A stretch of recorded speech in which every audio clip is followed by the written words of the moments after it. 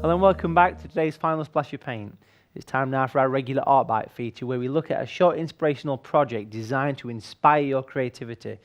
Let's join leading wildlife artist Pip McGarry as he shows us why he's wild about oils as he goes eye to eye with a tiger in today's Animal Magic feature. Okay, today I'm going to paint an eye, and not just any old eye. I'm going to paint an eye of a tiger. And first thing I'm going to do is put some terps on my brush, and we're going to do a loose outline of the eye as a starter, so we can make our mistakes at an early stage and correct them, and then we'll start blocking in the colours. Eyes are probably the most important thing if you're painting a big cat. They're the thing you look at, they're the thing that catches your attention. And I see a lot of mistakes when people are painting eyes. And I'm going to paint this outside. Probably a bit bigger than I actually intended. I'm going to go to a little bit larger brush just to get the outline.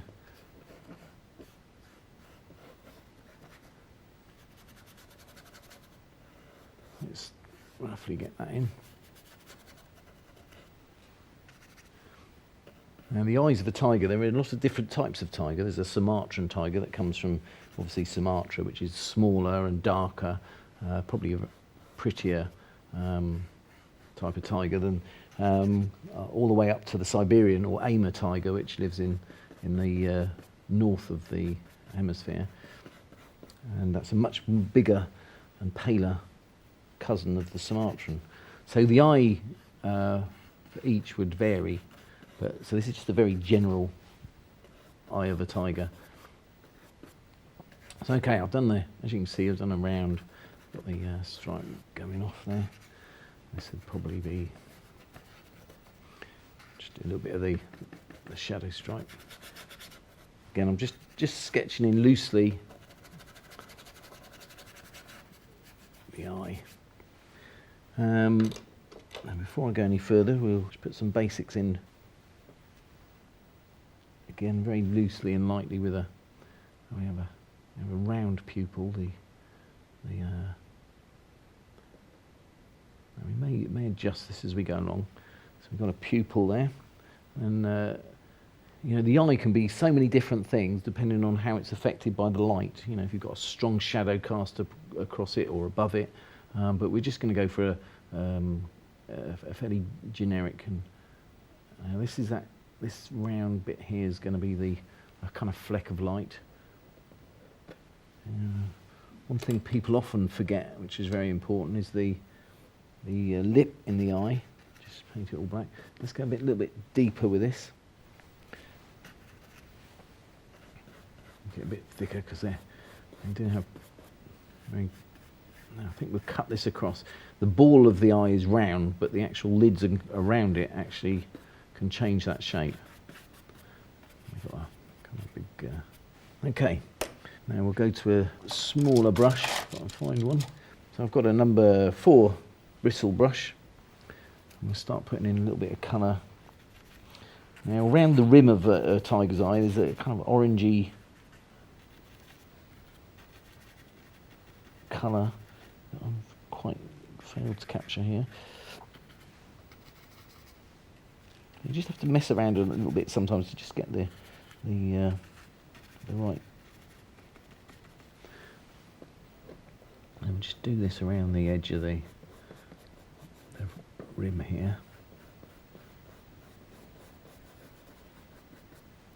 Now I'm going to go much darker at the top because the tiger has a big heavy brow and that casts shadow into the eye. So the top of the eye is always or invariably, I'm just chucking in a little bit of cerulean blue here just to give it a little bit more, so it's not too brown. So invariably casts a big shadow over the eye.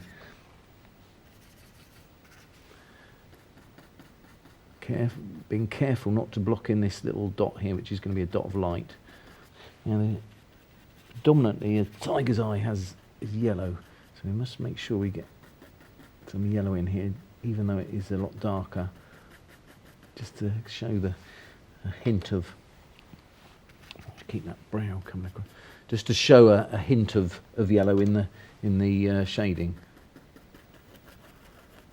Let's go across here. It doesn't really matter where we cut our shadow off. Get back to a little bit more cerulean blue, just to bring that.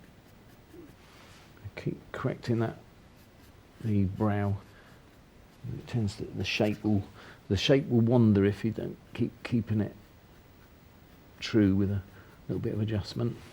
So where should we go here? As I say, it doesn't really matter where the shade goes, as long as we've got some. Let's make it look as though there's some strong light coming across.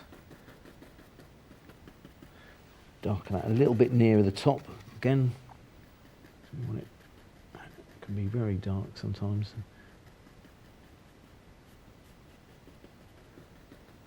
Okay, let's leave it at that. I think I'm going to need yet another brush here.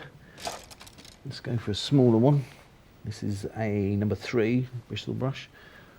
And we'll go for the yellow. And we'll just give a hint of I'll just introduce a little bit of orange to this. Doesn't really matter what colour orange, but just to warm the yellow a little bit. Just got to put it on my. Keep mixing that until we get the colour we want. And we want to introduce a bit quite bright because we want to show the sun's coming across here.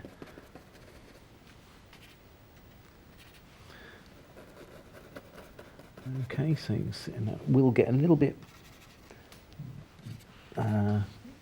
browner nearer the pupil, which we'll come to in a minute. Okay, so and then that gets lighter as you go further out and the sun hits it more.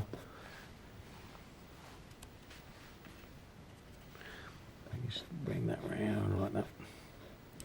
Just join that up with the orange we painted in earlier. Bring that nice and again we'll just bring a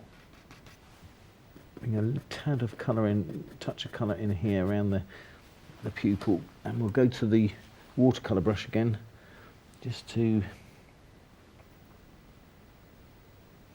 There's always a little bit grey and blues in the eyes that you wouldn't expect with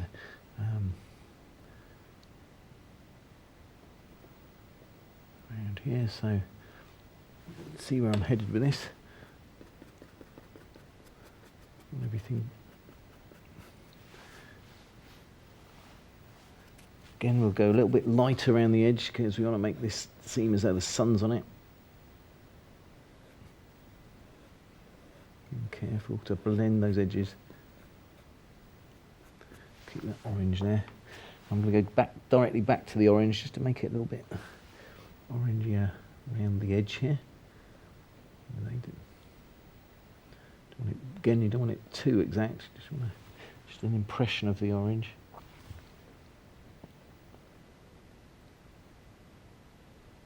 Okay, we're getting there.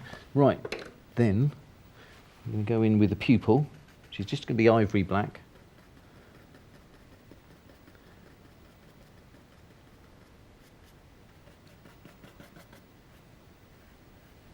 Again, I'm just correcting the edge, keeping that dark black round there.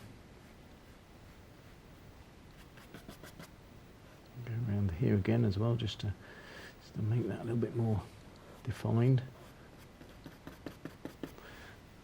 Okay, and then we'll just soften the edges just with a very small brush, small watercolour brush, just make this a little bit. There we go, it just blends in. Okay, and we're using the same brush, take the colour off, and we're going to go straight to the fleck of light here. Okay, so and these are, bearing in mind the eyeball is round, so the light reflection is also going to be round. So we'll just tidy that up a little bit.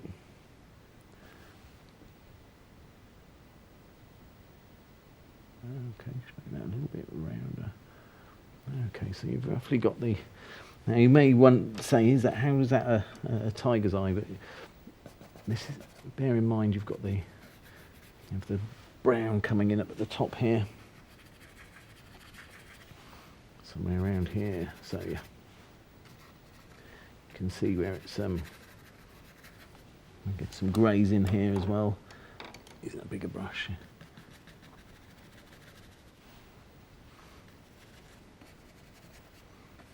You can see it starting to come together. But the shading is important. One thing, I think probably one of the most important things I've seen is keeping it always, the tiger's eye or any big cat's eye will be darker at the top and lighter at the bottom, irrespective of your lighting. Just one of those things. Just blur that round there. Get a white under here. You'll probably see it a little bit more easily, and then we'll be done. This is just a rudimentary eye.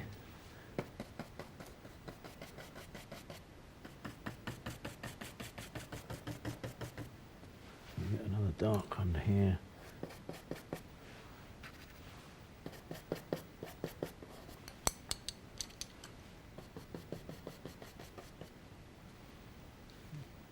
In. Perhaps put a bit of brown in there.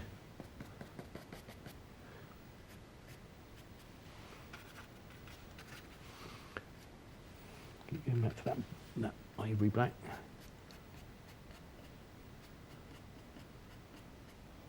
There you have it, the eye of a tiger.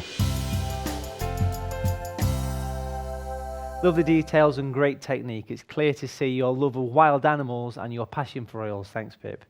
Well, I'm afraid that's all we've got time for today, but remember, all the artistic advice and inspiration you need is just a click away.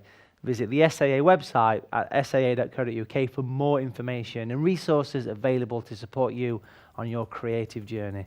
In the meantime, we hope you've enjoyed today's programme and that you will join us again soon for another colourful edition of A Splash of Paint.